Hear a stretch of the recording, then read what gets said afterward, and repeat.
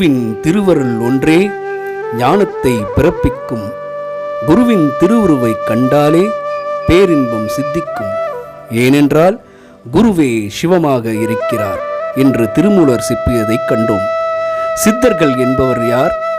ஆனால் அவர்களது நோக்கம் என்ன? நாமும் சித்தர்களாக முடியுமா? இது அவ்வப்பொழுது சிலருக்கு தோன்றும் கேள்விகள்தான். சித்தத்தை அடக்கியவர்கள் மட்டும் சித்தர்கள் இல்லை. இந்த உலக இயக்கத்தை, பிரபஞ்சத்தை, இறையாற்றலை, உயிர் தத்துவத்தை, பிரபஞ்ச ரகசியத்தை என அனைத்தையும் ஆராய்ந்து அறிந்தவர்களே சித்தர்கள். சுருக்கமாகச் சொன்னால், இயற்கையோடு இயற்கையாக வாழ்ந்து இயற்கையை முற்றிலும் அறிந்தவர்களே சித்தர்கள். மனிதன் முயன்றால், சித்தர் வழி நடந்தால் அவனும் சித்தனாகலாம் என்பதே உண்மை. ஏனெனில் சித்தர்களும் மனிதனாக தோன்றி இவ்வுலகில் வாழ்ந்தவர்களே. ஆனால் இக்கலிகாலத்தில் அது மிகவும் கடினமான ஒன்றாகும்.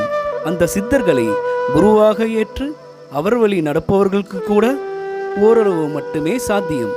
சித்தராவதற்கு முதற்படி தன்னையும் இந்த உலகையும் இயற்கையும் பற்றி முழுமையாக அறிந்து கொள்வதா. வாழ்க்கையில் பல தோல்விகளை சந்தித்து தன் வாழ்வை முடித்துக்கொள்ள மலை உச்சிக்கு சென்றவரை மனித உருவில் வந்த சித்தர் ஒருவர் உனக்கு இன்னும் நேரம் வரவில்லை என்று தடுத்து திருப்பி அனுப்பியுள்ளார். தன்னை படைத்த கடவுளையும் கடவுள் மீது நம்பிக்கை இல்லாத அவர் மீண்டும் தன் வாழ்வை முடித்துக்கொள்ள 3 முறை முயற்சித்தும் அதே சித்தரால் தடுத்து நிறுத்தப்பட்டார். வாழ்க்கையில் தோல்வி, வாழ்வை முடித்துக்கொள்ள முயற்சியிலும் தோல்வி என்று தோல்விகளை மட்டுமே சந்தித்தவர் தன்னிலை மறந்து பித்து பிடித்த மனதுடன் காடு, மேடு, மலை, குளம், ஆறு என்று மனம் போன போக்கில் சுற்றித் திரிந்தவருக்கு இந்த உலகத்தில் எந்த நோக்கத்திற்காக பிறந்தாரோ அந்த நோக்கத்தை அவர் உணர்ந்த தருணம்.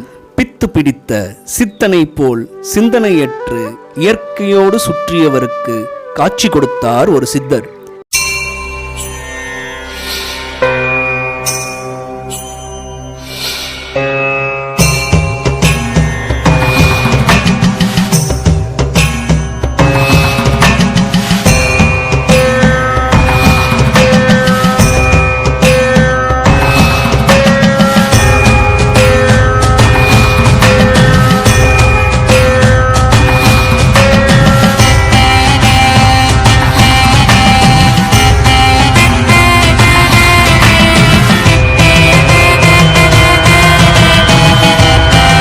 நீ பிறந்த நோக்கம் இது என்று அவருக்கு உணர்த்திய போதுதான் அவரையும் அறியாமல் அவரது மனது கருமலை சித்தரை நினைக்கத் தொடங்கியது.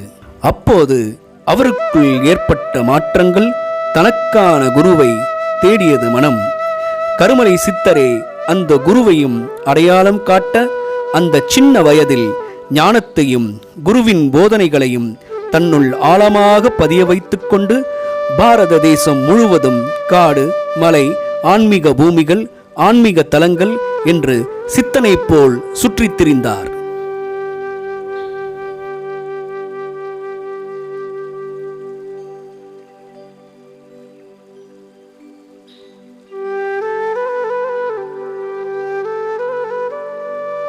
எங்கு சுற்றினாலும் என்னிடத்திற்கு வா என்று இவரை நோக்கி அழைத்துக் கொண்டிருந்தது ஒரு குரல்.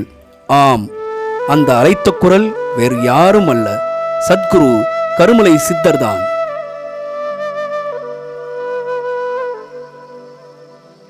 அன்று கடவுள் பக்தி இல்லாமல் சுற்றித் திரிந்தவர்தான் இன்று ஓம் திரு மெஞ்ஞான சத்குரு கருமலை சித்தர் தியான பீடத்தின் 5வது தலைமை பீடாதிபதியாகவும் அங்கு வரும் பக்தர்களுக்கு ஆன்மீகத்தை போதிக்கும் குருவாகவும் உள்ள தவத்திரு பிரம்மகிரி கருமலை ஜெகத்ஸ்ரீ சுவாமிகள்.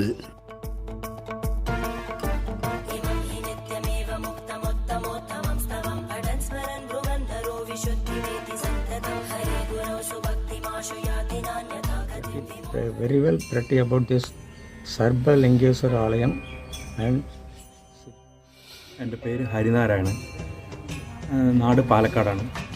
ഇവിടെ വൈഫ് வாழ்க்கை கொடுத்த கருமலை சித்தருடைய ஆசிரமத்திலேயே ஒரு நல்ல சேவகனை வேலை செஞ்சுட்டு அப்படியே வாழ்ந்துட்டு போயிடலான்னு.